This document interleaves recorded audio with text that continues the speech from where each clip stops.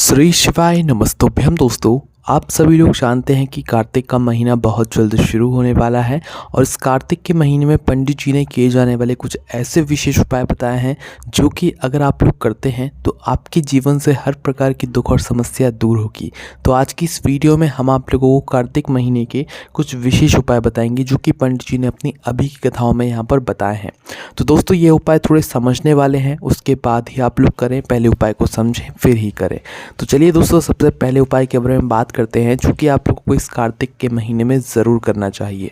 और दोस्तों इस उपाय को करने से होगा क्या वो भी हम आप लोगों को बता देते हैं कि अगर आपके घर में बहुत ज़्यादा दुख और परेशानियां चल रही हैं, आप परेशान हो चुके हैं, आपके घर में धन की बहुत ज़्यादा कमी है या घर में लड़ाई झगड़ा बहुत होता है, कहने का मतलब है कि किसी भी प्रकार की दुख और समस्या अगर आपके घर परिवार में चल रही है तो आप लोगों को कार्तिक के महीने में यह वाला उपाय ज़रूर करना चाहिए। ठीक है, तो चलिए दोस्तों बात करते हैं इस उपाय के बारे में और उसके बाद में आप लोगों को यह उपाय समझकर ज़रूर करना है। ठीक है, तो करना क्या है, देखो इस उपाय को आपको प्रातःकाल सुबह सुबह करना है, वो भी सिर्फ और सिर्फ कार्तिक के महीने में, इसके अलावा और कभी नहीं करना है। ठीक है, और इस उपाय को करने के लिए आपको क्या करना है कि दो चीज़ों की आवश्यकता होगी। सबसे पहली चीज़ है एक बेलपत्री और दूसरी चीज़ है एक शमी पत्र। ठीक है, इसके अलावा और किसी चीज़ की आपको आवश्यकता नहीं है इस उपाय को करने के लिए।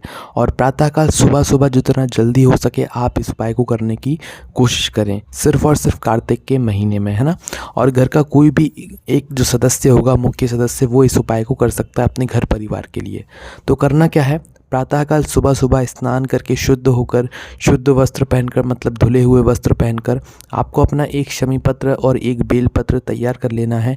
इसके अलावा जो एक लोटा जल या भगवान शिव जी की पूजन अर्चना के लिए आप जो भी सामग्री लेकर जाना चाहें वो लेकर जा सकते हैं। ठीक है, आपको क्या करना है, पहले भगवान शिव जी के मंदिर पहुँचना है, पहले आप अपनी पूजन अर्चना कर लीजिएगा। आप शिव जी पर जल चढ़ाना चाहे वो चढ़ा दीजिएगा, बेलपत्र अलग से जो आप लेकर आए हैं भगवान शिव जी की पूजन के लिए वो आप पहले अपनी पूजन अर्चना कर लीजिएगा, उसके बाद में आप लोग उपाय कीजिएगा। ठीक है, तो अब उपाय में क्या करना है, कैसे करना है वो हम लोग समझते हैं। देखिए ये उपाय को करने से आपकी मनोकामना भी पूर्ण होगी, आपके घर में माता लक्ष्मी की कृपा भी होगी, इसीलिए यह उपाय बहुत ही ज़्यादा विशेष और बड़ा है। तो इसीलिए इस उपाय को आप लोग ज़रूर कीजिएगा। ठीक है, तो करना क्या है वो आप लोग ध्यान से सुनिए। देखिए सबसे पहली चीज़ हमने आपको इसमें दो चीज़ों की मतलब यहाँ पर आवश्यकता बताई है, पहली बेलपत्री और दूसरा शमी पत्र, है ना। अब इन दो बेलपत्री और शमी पत्र को आपको अलग अलग स्थानों पर समर्पित करना है और कुछ एक नियम के साथ समर्पित करना है, इसलिए आप पहले वो नियम सुन लीजिए और ये भी सुन लीजिए कि वो दो स्थान कौन से हैं जहाँ पर आपको बेलपत्री और शमी पत्र समर्पित करना है। ठीक है, तो देखिए सबसे पहले हम लोग बात करते हैं बेलपत्री के बारे में। तो देखिए सबसे पहले आपको अपनी वह बेलपत्री निकालनी है जो आप अपने साथ में लेकर आए हैं। सिर्फ एक ही बेलपत्री की आवश्यकता होगी, एक से ज़्यादा बेलपत्री की आवश्यकता नहीं होगी। तो करना क्या है, अपनी पहली बेलपत्र को निकाल लीजिए। तो अब आपको अपनी इस पहली बेलपत्र को निकाल कर कहाँ पर समर्पित करना है, जो माता अशोक सुंदरी जी का स्थान होता है वहाँ पर। अब माता अशोक सुंदरी जी का स्थान कहाँ पर होता है ये बात आप सभी लोग जानते ही होंगे कि शिव जी की जो शिवलिंग होती है, शिवलिंग की जलाधारी होती है, जलाधारी के बिल्कुल बीचों बीच जो एक स्थान होता है जो कि जहाँ पर नाग देवता बने हुए होते हैं या कहीं कहीं पर मोटी सी लाइन होती है, तो जलाधारी के बिल्कुल बीचों बीच का जो स्थान होगा वो होती है माता अशोक सुंदरी जी का स्थान। ठीक है, तो करना क्या है दोस्तों, आपको अपनी ये पहली बेलपत्र को कहाँ पर समर्पित करना है, माता अशोक सुंदरी जी वाले स्थान पर। अब यहाँ पर एक बात समझने वाली है कि ये जो बेलपत्री की डंडी का मुख होगा ये आपको किस तरफ करना है, ये आपको शिवलिंग के साइड में करना है। मतलब शिवलिंग के साइड में जो एक खाली सी जगह पड़ी हुई होती है ना, मतलब कि डंडी का मुख आपको शिवलिंग की तरफ नहीं करना है, शिवलिंग के साइड में जो एक अलग से खाली जगह रहती है आपको उस तरफ जो है इस डंडी का मुख कर देना है। खाली जगह कहने का मतलब है कि उस तरफ कुछ नहीं होता है, मतलब मात्र जलाधारी ही होती है ना। तो शिवलिंग के साइड में जो जगह होती है उस तरफ आपको इस बेलपत्री की डंडी का मुख करके फिर इस बेलपत्र को आपको माता अशोक सुंदरी जी वाले स्थान पर आपको समर्पित कर देना है। ठीक है, आप चाहें तो किसी भी साइड कर सकते हैं, या तो शिवलिंग के इस साइड भी डंडी का मुख कर सकते हैं या शिवलिंग के इस साइड भी डंडी का मुख कर सकते हैं। कोशिश कीजिएगा सीधे हाथ की तरफ उस डंडी का मुख आप लोग करें, है ना।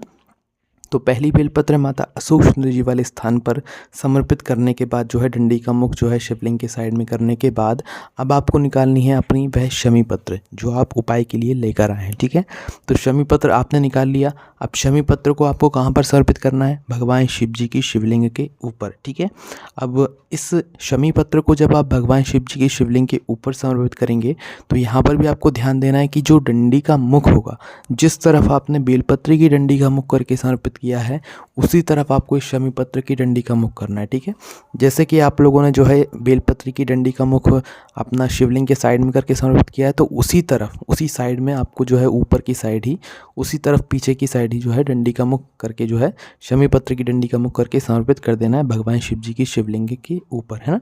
समर्पित करने के बाद आपको भगवान के पास में बैठना है, भगवान से प्रार्थना करना है, आपकी जो मनोकामना हो वो आपको भगवान शिव जी से बोलना है। उसके बाद आप देखना क्या चमत्कार होता है। अब यहाँ पर दोस्तों आप इस बात को और सुन लीजिए कि इस उपाय को आपको कार्तिक के महीने में कब कब करना है। इस उपाय को आपको रोज़ रोज़ नहीं करना है, इस बात का आप लोग ध्यान रखिएगा। देखिए, कार्तिक के महीने में जो विशेष दिन पड़ेंगे सिर्फ उन्हीं दिनों में आपको यह वाला उपाय करना है। जैसे कि हम आपको बता देते हैं, कार्तिक के महीने में जितने भी सोमवार पड़ेंगे, क्या पड़ेंगे? जितने भी सोमवार पड़ेंगे आप उन सोमवार को यह वाला उपाय कर सकते हैं। ठीक है, उसके बाद में दोस्तों कार्तिक के महीने में आपके जितने भी प्रदोष व्रत पड़ेंगे आप उन प्रदोष व्रत के दिन भी ये वाला उपाय कर सकते हैं। ठीक है, उसके बाद में कार्तिक के महीने में जो मासिक शिवरात्रि पड़ेगी या जो शिवरात्रि पड़ेगी उस शिवरात्रि के दिन भी आप लोग यह वाला उपाय कर सकते हैं, कोई दिक्कत वाली बात नहीं है। सिर्फ इन्हीं विशेष दिनों पर करना है, ऐसा नहीं कि कार्तिक के महीने में आपने किसी भी दिन कर लिया। ठीक है, एक तो सोमवार हो गया, एक प्रदोष व्रत हो गया, एक मासिक शिवरात्रि हो गया। सिर्फ इन्हीं 3 विशेष दिनों पर जो है आप लोगों को यह वाला उपाय करना है, इस बात का ध्यान रखिएगा, तभी ये वाले उपाय जो है आप लोगों के लिए काम करेंगे, है ना। तो बस यहाँ पर यह उपाय पूर्ण हो जाता है। इसके बाद आप खुद ब खुद चमत्कार यहाँ पर देख लीजिएगा कि आपके जीवन में कैसे चमत्कार होना शुरू हो जाता है, क्योंकि कार्तिक का महीना बहुत ही बड़ा मतलब बहुत ही बड़ा और विशेष महीना होता है। ठीक है, उसके बाद में दोस्तों अब हम बात करते हैं अगले उपाय के बारे में, जो कि आपको कार्तिक के महीने में जो पहला दिन होगा कार्तिक का, उसी दिन से करना शुरू कर देना है। तो देखिए, यहाँ पर जब कार्तिक का पहला दिन होगा, प्रथम दिन होगा, उस दिन आप लोगों को एक नियम के साथ या तो किसी नदी में जाके स्नान करना है, वो भी ब्रह्म मुहूर्त में जल्दी उठकर जो है स्नान करना है, या तो किसी तालाब में जाकर स्नान करना है। अगर बाहर ना जा पाए तो अपने घर में ही जल्दी उठकर स्नान कर लेना है, और 2 दीपक आपको तैयार करने हैं। ठीक है, वह दीपक आप मिट्टी के ही ले लेना, आटे के मत लेना, मिट्टी के ही दीपक ले लेना हो सके तो। और दीपक लेकर जो है 2 दीपक आप लोग तैयार करना, उसमें शुद्ध देसी गाय का घी डालना। घी डालने के बाद आपके घर का जो मुख्य दरवाज़ा हो, मतलब कि जो मेन गेट हो, ठीक है, जो मेन गेट हो उस मेन गेट पर जाकर दोनों तरफ, दोनों साइड जो है आप लोग अपने घर के मुख्य द्वार पर जो है ये दीपक को जला देना। ठीक है, दीपक को जलाने के बाद आप लोग अंदर आ जाना। तो पहले दिन आपको यह वाला काम ज़रूर करना है, या ये वाला उपाय ज़रूर करना है। अपने घर के पहले तो स्नान करना है, स्नान करने के बाद जो है 2 दीपक अपने घर के मुख्य दरवाजे के बाहर की ओर ज़रूर रखना है। ठीक है, उसके बाद में कार्तिक के महीने में अगले दिन से रोज़ एक एक दीपक आप लोगों को जो है अपने घर के मुख्य द्वार के बाहर की साइड रखना है। पहले दिन 2 दीपक रखने हैं, पर अगले दिन से जो है यहाँ पर आप लोगों को मात्र एक एक दीपक रखना है। ठीक है, फिर उसके बाद देखिएगा भगवान की कृपा आप पर धीरे धीरे करके होना शुरू हो जाएगी और आपके घर में सभी कुछ ठीक होना शुरू हो जाएगा। ठीक है, तो दोस्तों यही कुछ विशेष उपाय थे जो कि आप लोगों को इस कार्तिक के महीने में ज़रूर करना है। बाकी इन सभी उपायों करने में अगर आपको कोई भी दिक्कत, समस्या या परेशानी आती है तो उसे आप हमसे कमेंट करके पूछ सकते हैं, आपको उसका जवाब मिल जाएगा। ओम नमः शिवाय, जय भोले बाबा श्री शिवाय।